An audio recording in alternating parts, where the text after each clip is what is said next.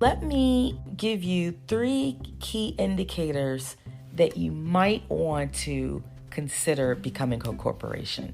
If you're already on payroll, that's a good sign, because here's the thing. When you're a sole proprietor, when you're that disregarded entity, really your income ends up on that 1040, you're more than likely paying what's called self-employment tax. And that's a tax on your profits. The challenge with self-employment tax is there's no way to reduce that. It goes straight based on your profit. As modern entrepreneurs or entrepreneurs at all, we've got to think ahead and plan.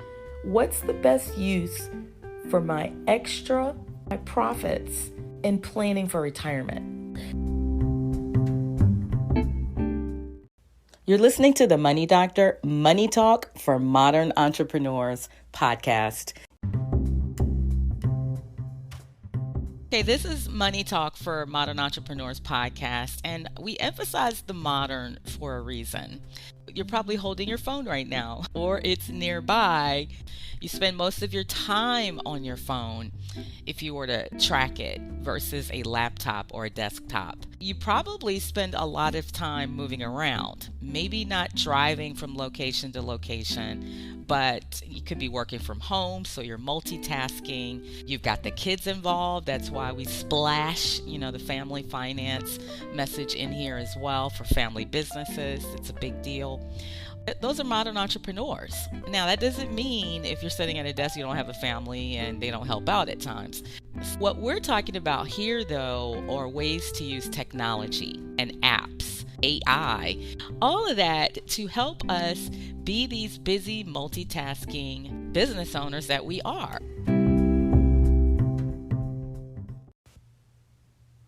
Okay. In this episode, we are wrapping up the first of the new year.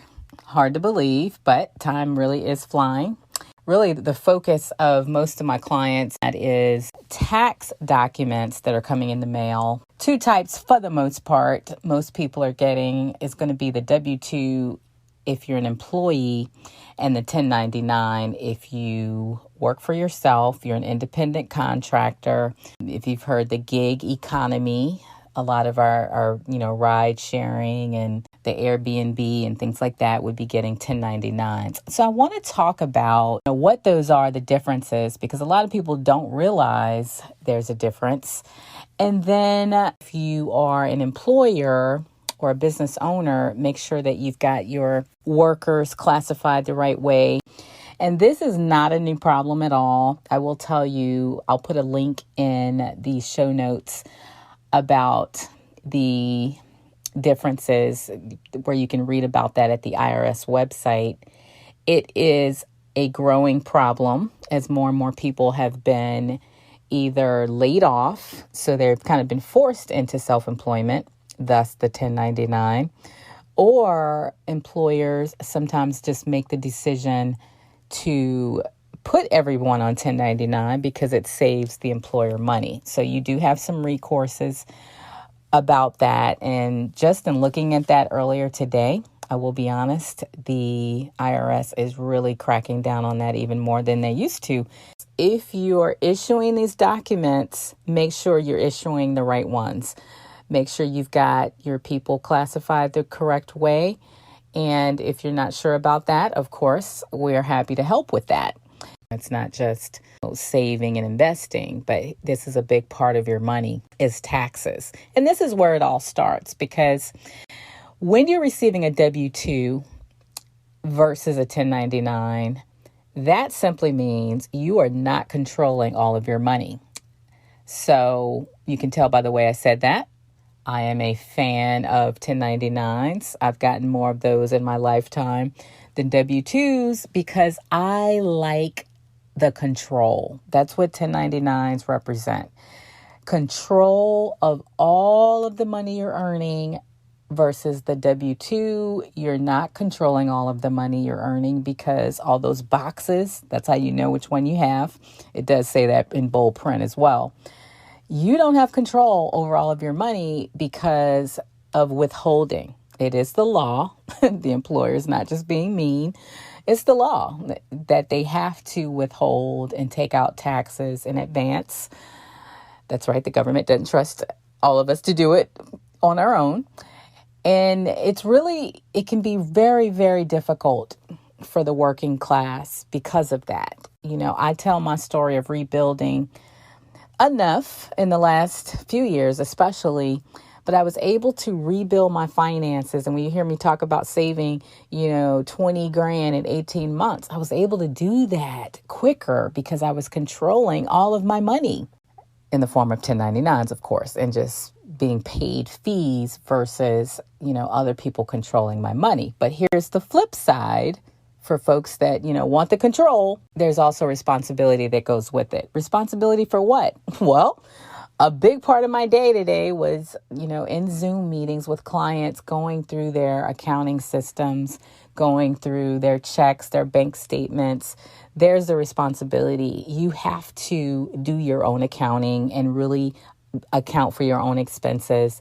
And that 1099 can really come back to haunt you if you don't do that, because now you're going to pay taxes on all of it versus being able to get those deductions and pay taxes on a reduced amount. So I'm going to be talking more about that in the next few episodes because I prefer 1099s. It doesn't scare me a lot when people come to me with them because it means that we could do a lot more on the tax deductions side. Most people know they can deduct all kinds of things, or at least they've heard about being able to do that. Well, you can definitely do it when you're working with 1099s. Now, my methodology with any of this is start where you are, start small. There's no need to start a business and become a corporation right away, unless there is one. And if you're not talking with an advisor and you're not trying to do the fancy things, or maybe don't have investors and all of the extra pieces that can go into play with starting a new business, you're just trying to make some extra money.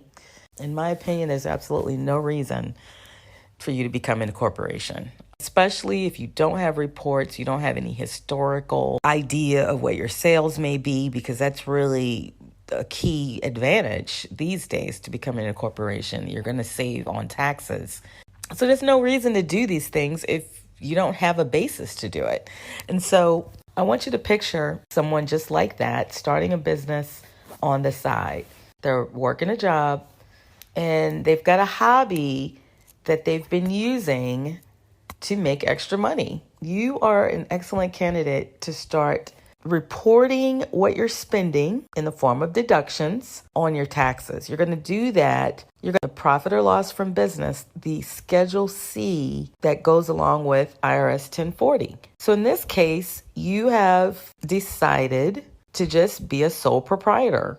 You don't have to fill out a whole bunch of fancy things do that. Just include that page on your tax return.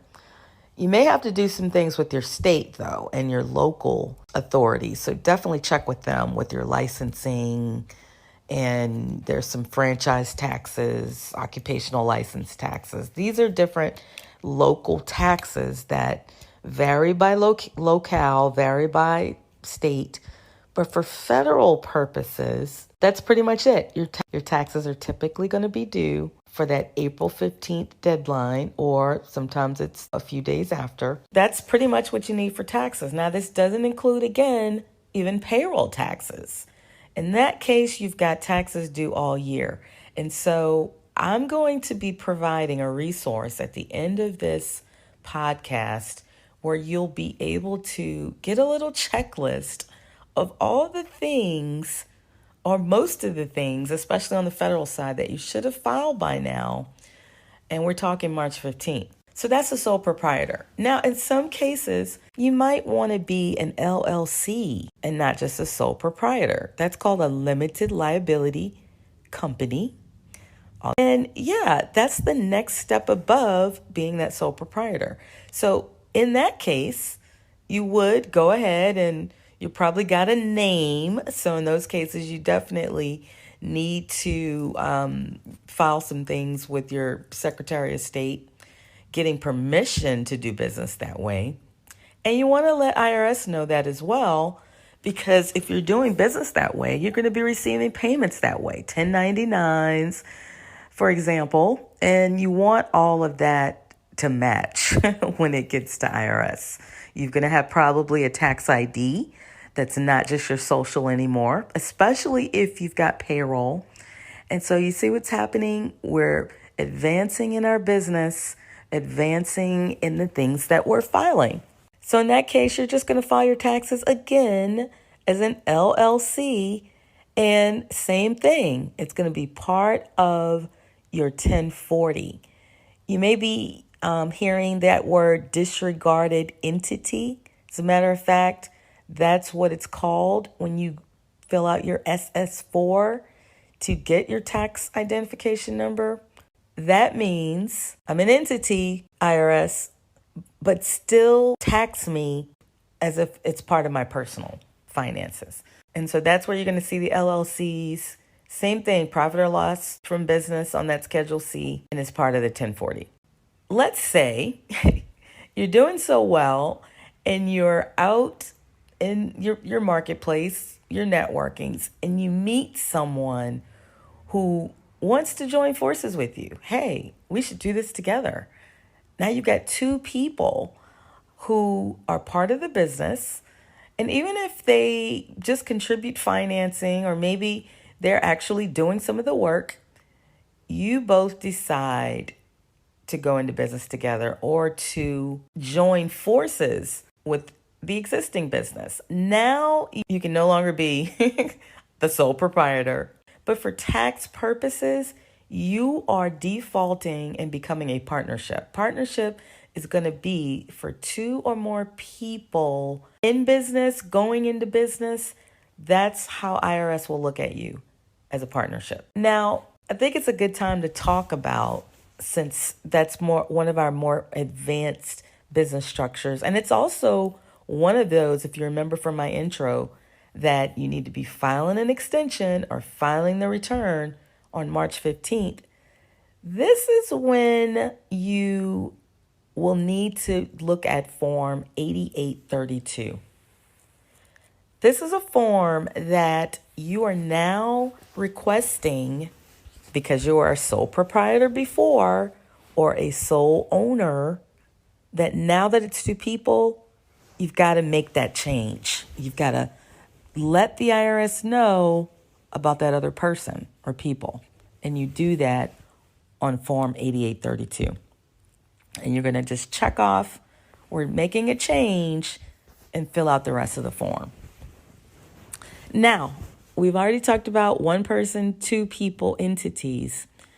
And I should mention that you may decide, for various reasons, and they're very legitimate reasons out there, that instead of being taxed as a partnership, you want to be taxed as a corporation.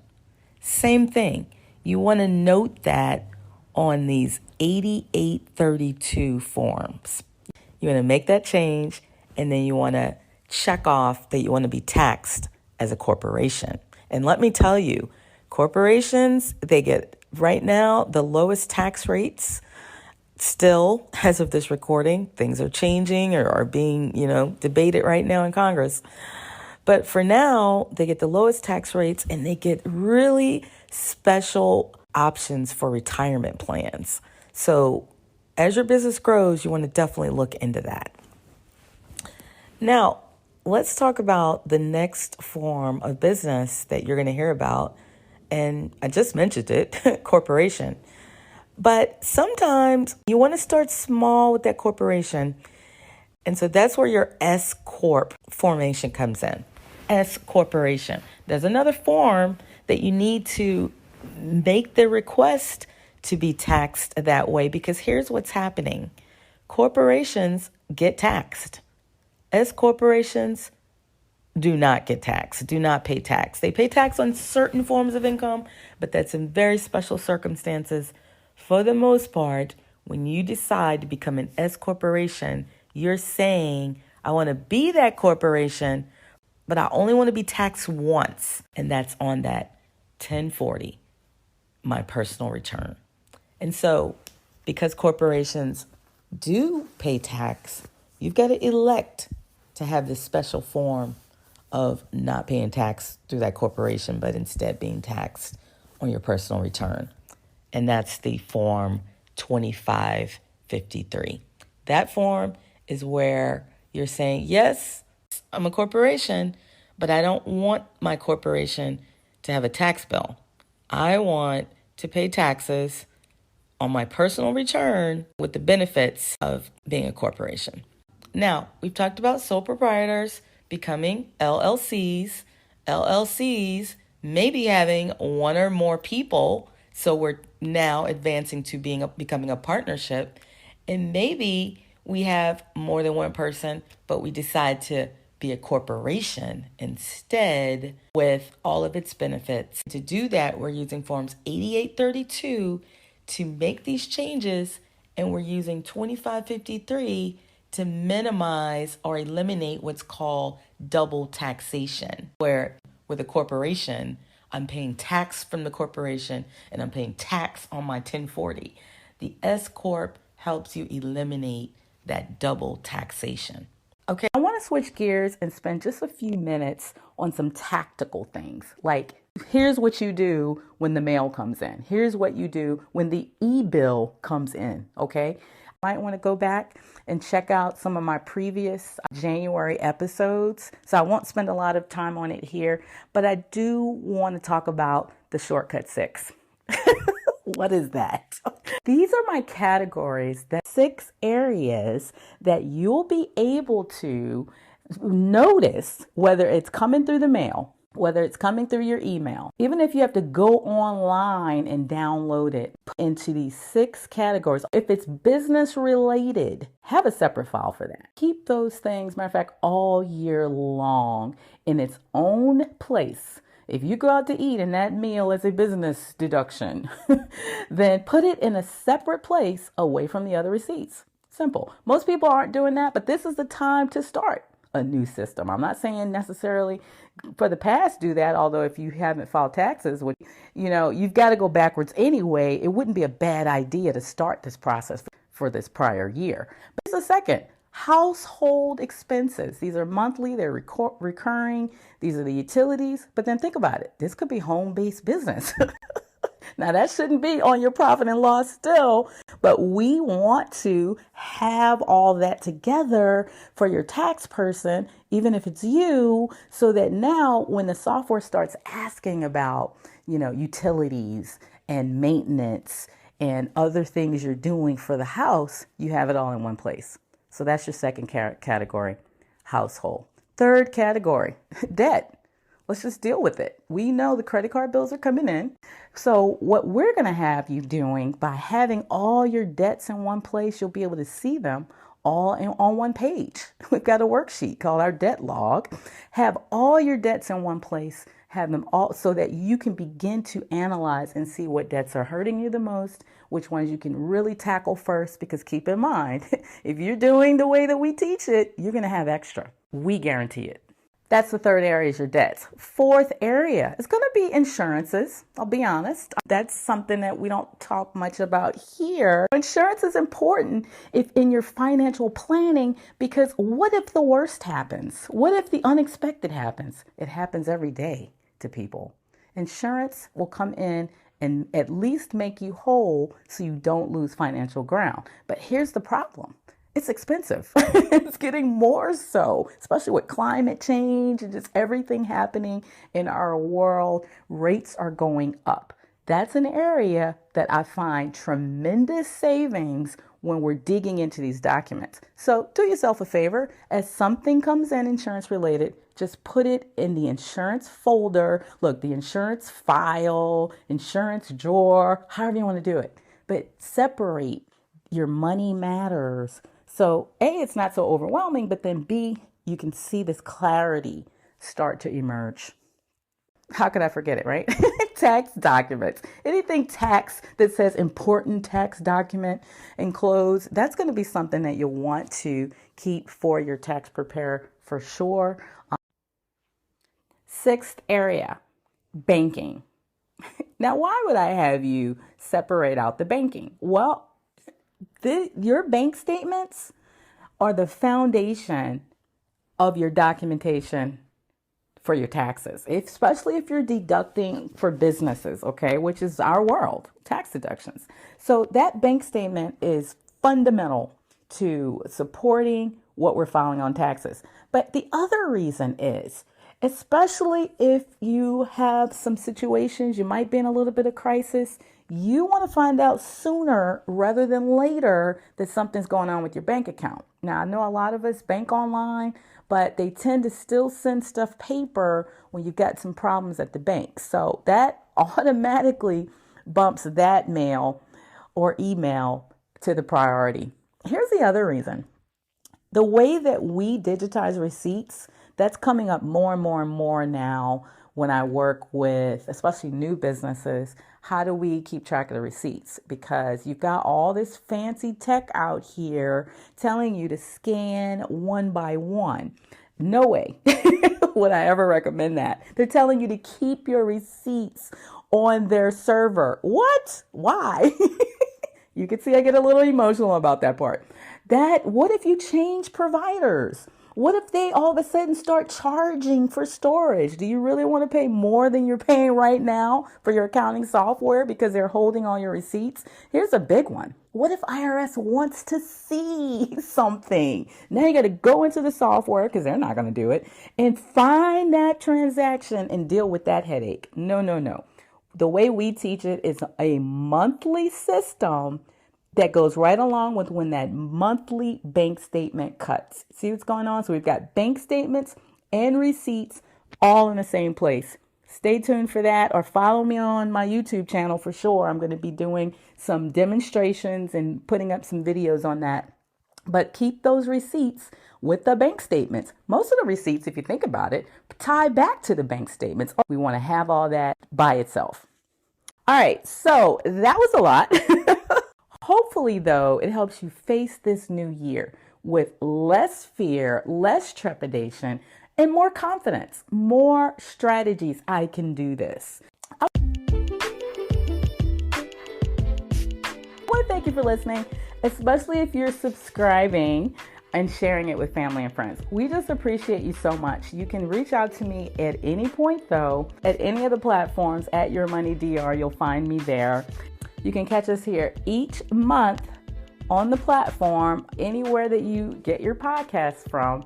And I'm going to sign off and say, make it a great day, especially for your money. We'll see you next episode.